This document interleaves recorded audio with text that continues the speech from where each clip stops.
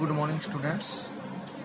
कल हमने concave mirror के लिए इमेज फॉर्मेशन पढ़ी थी, जिसमें हमने 5 अलग अलग केसेस पे जब ऑब्जेक्ट रखा हो तो उसके लिए हमने इमेज फॉर्मेशन पढ़ी थी। आज कॉनकेव मिरर के लिए एक और इमेज फॉर्मेशन होगी। 6th, when object is between F and P. If object between P pole F principal focus. अगर ऑब्जेक्ट है वो पी और एफ के बीच में यहाँ कहीं रखी हो तो ये केस है वो थोड़ा सा अलग है। इसमें क्या होगा, जैसे एक रूल तो अपने ये लगा दिया हमने, थर्ड रूल, एक हमने फोर्थ रूल अप्लाई कर दिया।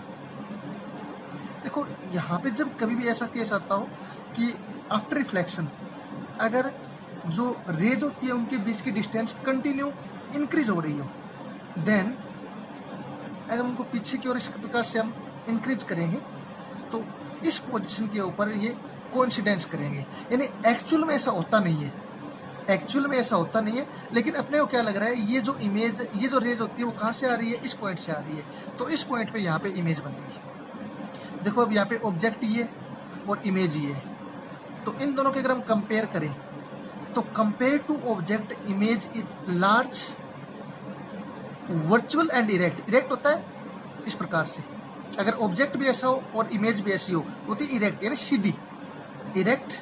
और ये मिरर है, मिरर के इस साइड बन रही है यानी behind the mirror.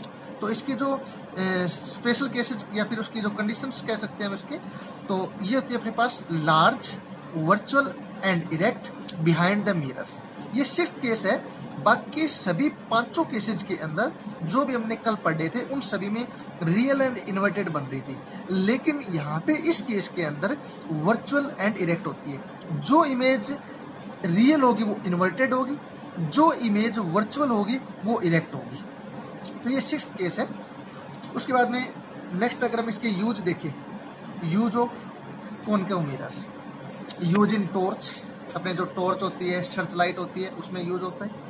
In vehicle headlights, जो व्हीकल्स होते हैं उनके हेडलाइट में यूज होती है। Shaving mirror to see a large image, large image देखने के लिए सेविंग जो मिरर होता है, नॉर्मल अपने घरों में जो मिरर ले रहे हैं उसको हम उसके लिए यूज में लिया जाता है। Dentist use to see large image of teeth, dentist है वो टीथ की लार्ज इमेज के लिए भी यूज में लेते हैं। अब आप कहोगे लार्ज कैसे बनती है, देखो एक केस तो जैसे ये हो गया, यहाँ पे लार्ज बन गए। इसके अलावा हमने इससे पहले 4th और 5th केस पढ़ा था, वहाँ पे भी हमने क्या देखा था, जो इमेज है उसका साइज है वो कंपेयर टू ऑब्जेक्ट है वो लार्ज था। ठीक है, तो ये अपने 6th केस था कॉनकेव मिरर के लिए। नेक्स्ट हम पढ़ेंगे you image formation by a convex mirror.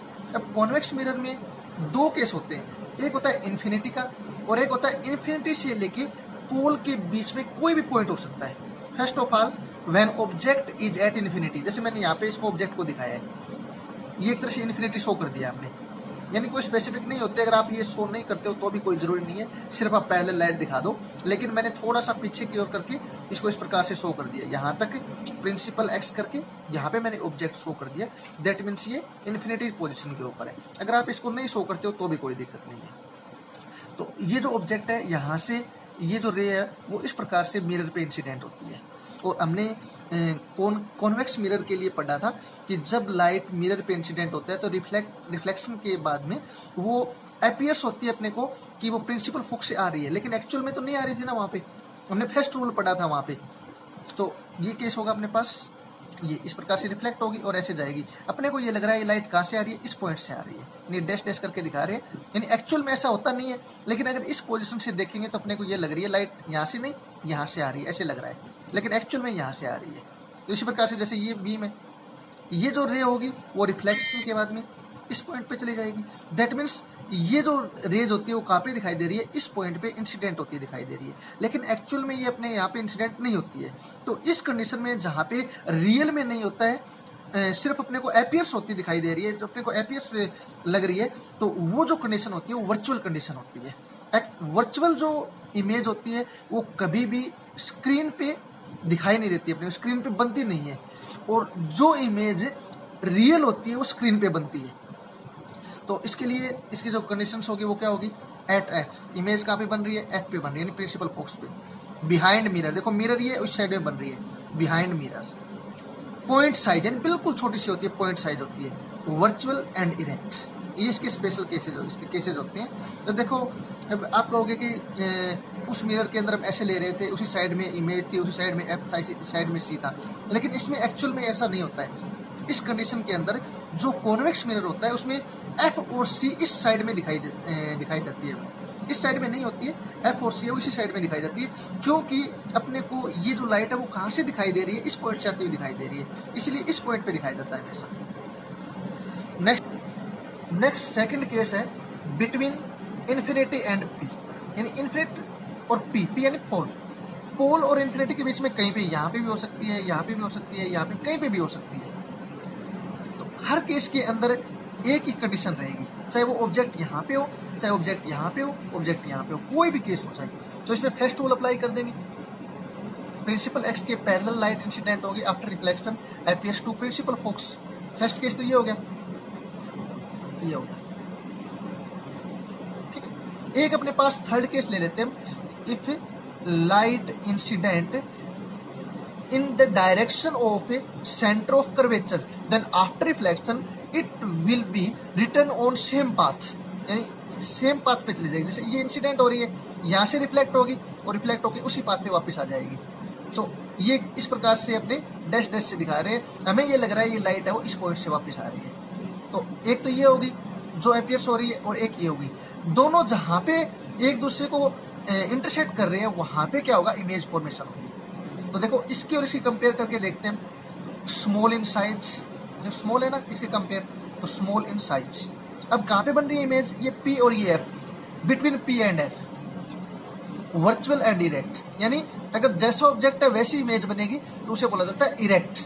Erect यानी मैंने पहले बताया सीधा होता है, उसे बोलते हैं इरेक्ट। और इस साइड हमेशा वर्चुअल बनती है, तो वर्चुअल एंड इरेक्ट। तो ये इसकी कंडीशंस होती है। यहाँ पे ऑब्जेक्ट मैंने अभी बोला है कि यहाँ पे भी हो सकता है। अगर ऑब्जेक्ट यहाँ पे होता तो भी इमेज इसी में बनती, अगर ऑब्जेक्ट यहाँ पे रखा होता तो भी इमेज यहीं पे बनती, इनके बीच में थोड़ा बहुत इधर उधर हो सकता है, लेकिन बिटवीन एफ एंड पी होती है, ठीक है।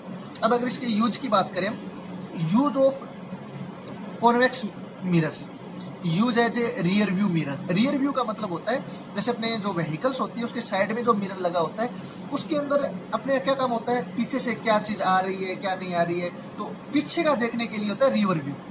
पीछे की चीज देखते हैं कि साइड से यानी पीछे से क्या चीज आ रही है, तो as a rear view mirror होता है इन व्हीकल। बिकॉज क्यों, अगर कोई यही से क्वेश्चन पूछ ले आपसे 1 नंबर या 2 नंबर में कि जो कॉन्वेक्स मिरर होता है वो रियर व्यू में क्यों यूज में लिया जाता है, तो उसका रीजन होता है they always give an erect. एक तो बिल्कुल इरेक्ट इमेज होगी, इमेज कैसी होगी, इरेक्ट इमेज होगी, यानी जैसी है वैसी अपने को दिखाई दे रही है। जैसे कोई गाड़ी आ रही है तो सीधी अपने को दिखाई देगी, अगर वहां पे कॉनकेव मिरर होता तो उल्टी दिखाई देती है अपने को, यानी रिवर्स दिखाई देती है।